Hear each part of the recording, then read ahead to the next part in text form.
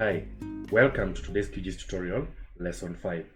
In this video, we will learn how to use Symbology in QGIS 3.14. If you haven't subscribed to my channel, please do so that you can get a notification when I upload the next lesson. If you are new to my channel, you can follow all my previous lessons from the link in the description below. Let's get started. The symbology of a layer is its visual appearance on the map. Is its visual appearance. Why do we use symbology? The end user of a map you produce will need to be able to easily see what the map represents. So the end user will need to easily see what the map represents. You will need to be able to explore the data as you are working with it, and a good symbology helps a lot. So you'll need to be able to explore the data. In this exercise, we will learn how to change the color of the different kinds of layers that we have, that is the points, the lines, and the polygons.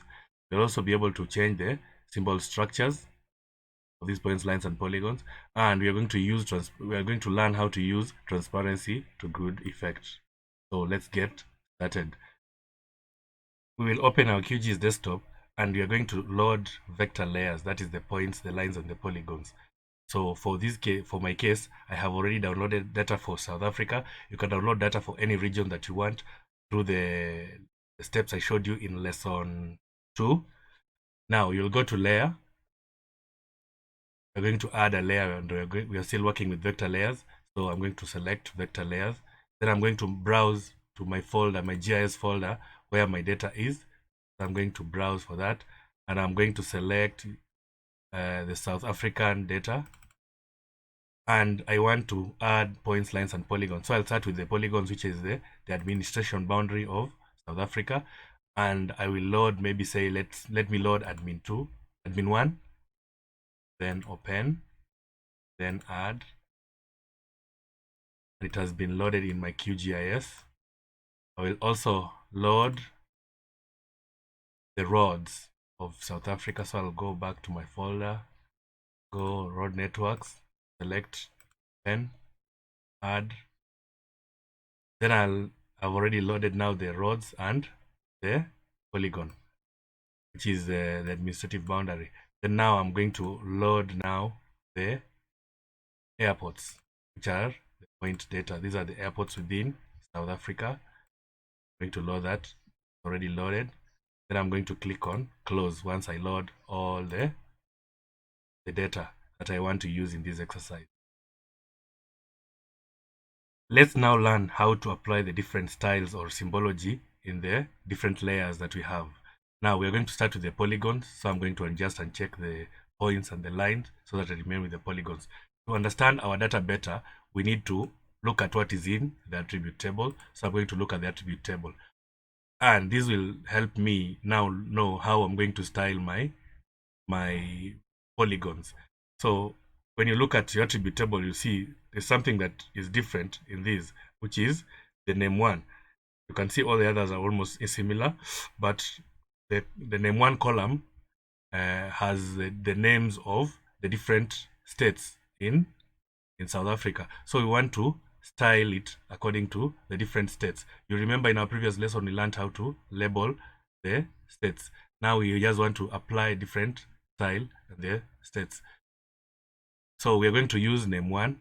So remember that we're going to be using this name 1, the column name 1.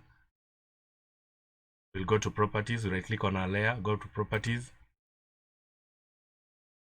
And then now we are no longer doing labels, we are dealing with symbology. So I'm going to select the symbology in this in the pop-up that appears.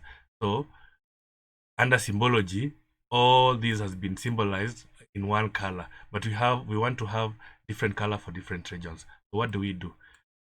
At the top of this, there is single symbol.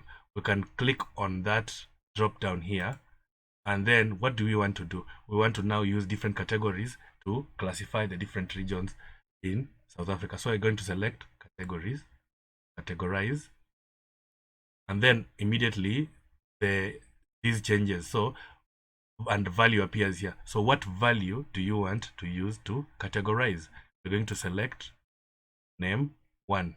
Remember, when you check the attribute table, you saw that you're going to categorize it using name 1, which is the unique identifier. Then the symbol color will just remain the same. I'm going to use the random colors for my case. So then I come here, there's a big space here, then I'll come to click on classify. Once I classify, you will see it will assign the different regions. It will assign the different regions different colors. So I'll click on apply. Okay, and you have assigned different colors for the different regions. You will notice that in our layer, there is an arrow that appears just next to now the administrative boundary. When I click on that arrow to bring the drop down, you'll see that all the regions that you had actually symbolized appear now in our layers panel. So how do you change individual colors? Like, for example, if you don't like this green color here and you want to change it maybe to say red, how do you do that? You can just come to that individual color, like I think it's this color here. On the color, just double click on it and a box pops up, so you can actually change the color from here. So I'll change it to maybe say a red color. I'll not change anything else. Then I'll click on OK, and you see it immediately changes to the color that I want to assign it. So you can actually change individual colors here depending on which color you want to see on which area. And that is how you change the color in the polygons. You can do a lot of customization the way you want, and depending on the kind of map you want to develop and how you want to represent your polygons. So we're going to now go to the next thing, which is the lines, which are the roads. So I'll uncheck the admin one, and I'll check the roads shapefile. So let's zoom in a bit to try and look at how our roads look like. You'll find that they are very, very, very thin, and we want to make them a bit thicker, or we want to change the symbol first, or the color. How do we change the color? So pretty much do the same thing. Go to properties, and then still under symbology now the software now automatically remembers you are doing a lot of symbology in your layer. So you're going to now select the different color that you want here by just clicking on that drop down here, and gives you a wheel where you can actually select your color. So I'm going to give it a darker color, maybe. And then there is the width here. You can actually change the width here, and as soon as you do whatever changes you make down here, it will appear in your preview here. So you can see I'm actually increasing that. That is actually quite big, so just leave it at 1, then click on apply, and immediately you will see that now I can visibly see these roads much better. So depending on what you want to do, you can actually change the color and even the thickness of how you want your roads to look like. How do we now categorize these roads? Open the attribute table and look at the attribute table and look at what do you want to use as categories. For my case, I have the mid description, then there's the RTT description, then there's the FD code. So I'm looking at these. I just scan through and see what it is. And you can see here, there are the secondary and primary routes. So I want to use the secondary routes and primary routes as my category. So I'll go back to my layer here, open properties. Then here above, you'll see the single symbol. Now I don't want to have this single symbol, so I will select the drop down and select the categorize. Now, what value am I categorizing? I'm categorizing according to the RTT description. Remember, that's the column we are going to use. And then I'm going to click on I'm just going to leave it to have random colors first. Then I'm going to click on classify, and you can see I have actually 3 categories. There's the primary roots, there's the secondary roots, then there's the unknown, and then the software automatically assigns for any other value that wasn't actually recorded. It actually assigns a color. So let's just click on apply and okay and see what and see what will happen. So let's click on apply, and you can see now it has classified the roads according to how you wanted to view them. The primary roads are the purple roads, then the secondary roads are the green roads, and you can actually see some of them, though I'm not very sure if this data is up to date, but we're going to use it nonetheless. If you're working on a project, make sure that your data is updated every time. So you can see the different categories, and there's unknown, I think is right here. So if you're doing an update, you can actually update and see why is it unknown and all that. So that's how you change the colors and style your line layers. Any line layer or in your QG, any line layer or any vector layer that is a line feature, you can actually style it that way.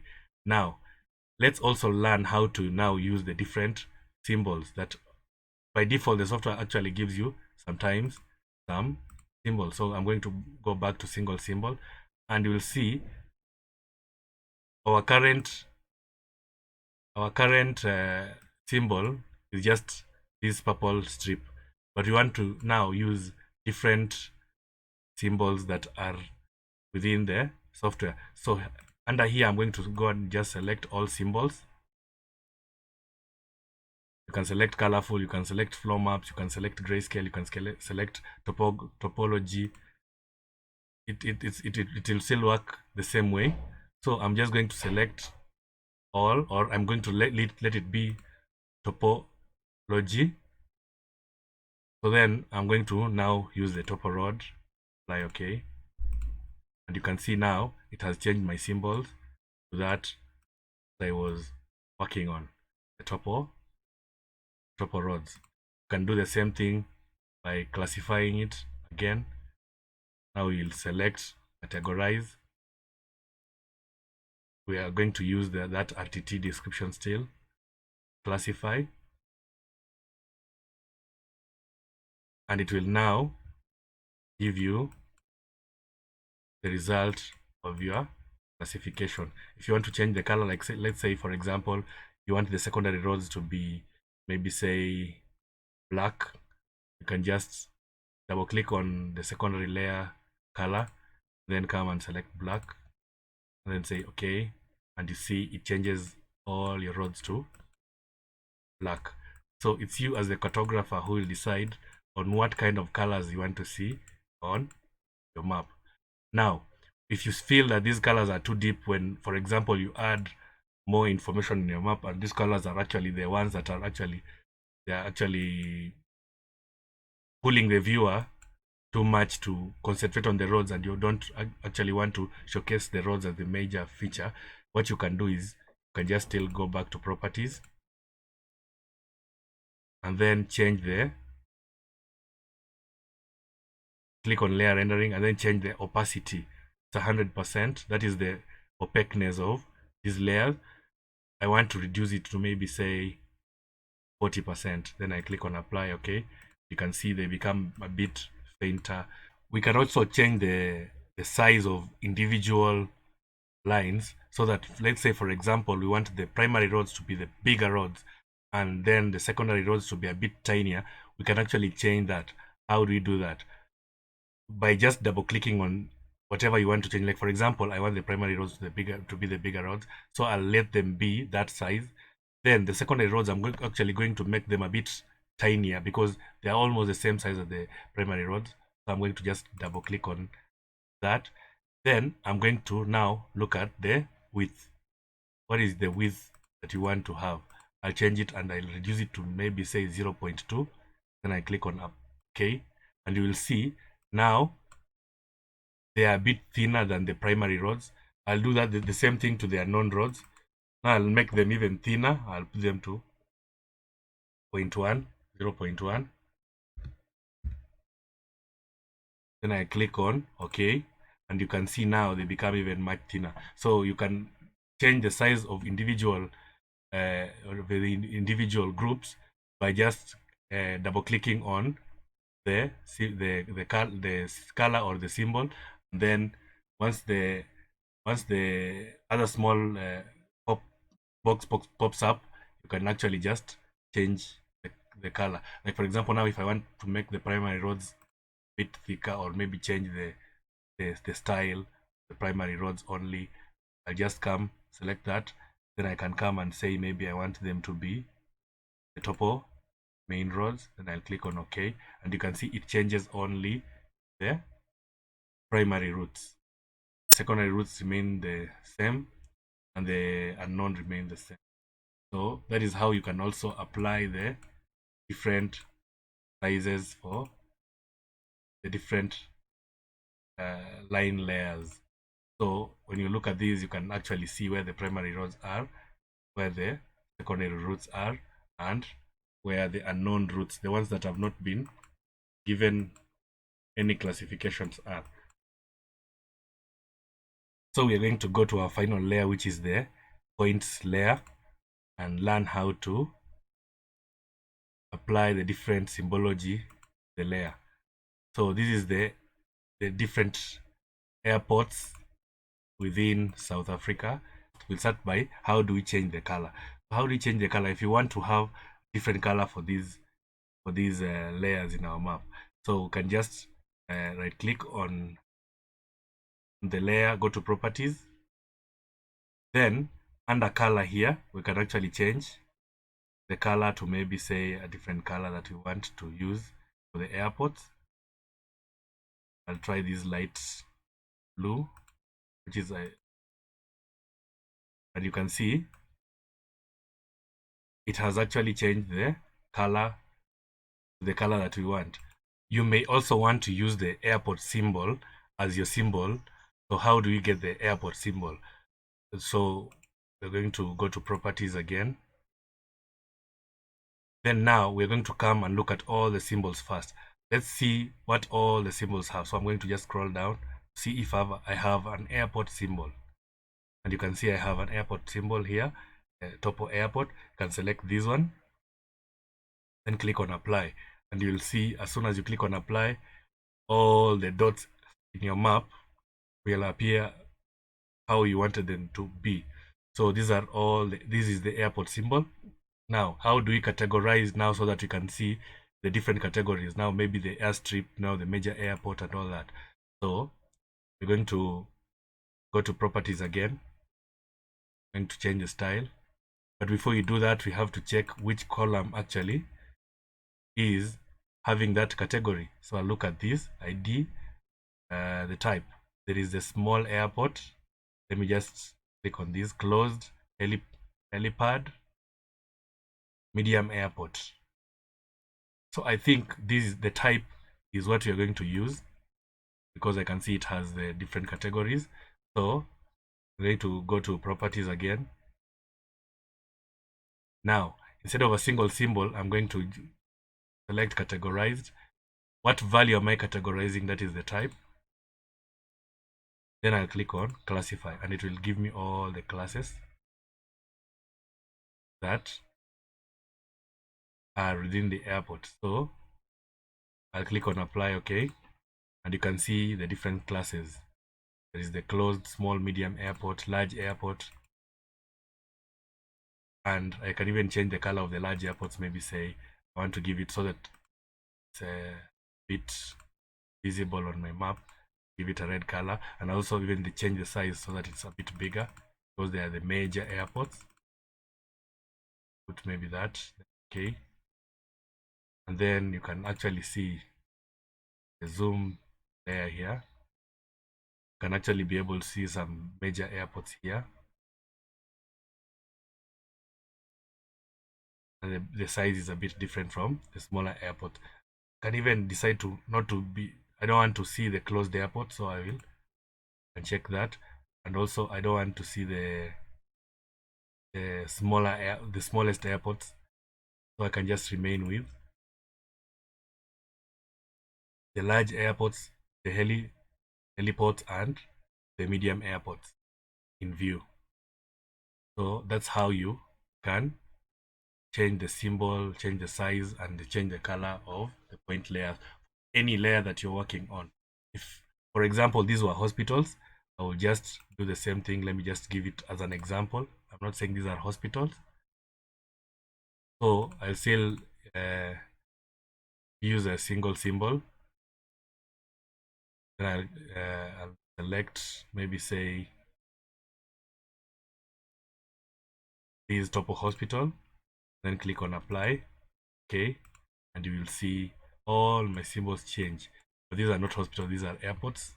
Let's change it back to airports.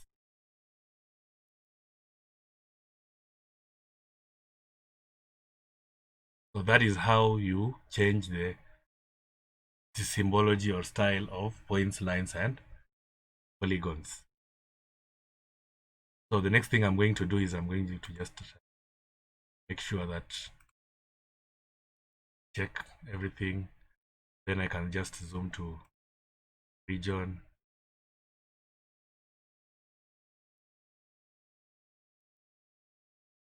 That is KwaZulu-Natal.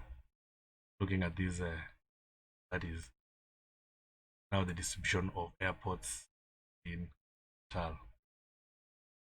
So depending on which region you're working on, you can actually just follow the steps and make use of different symbologies to make your maps look better.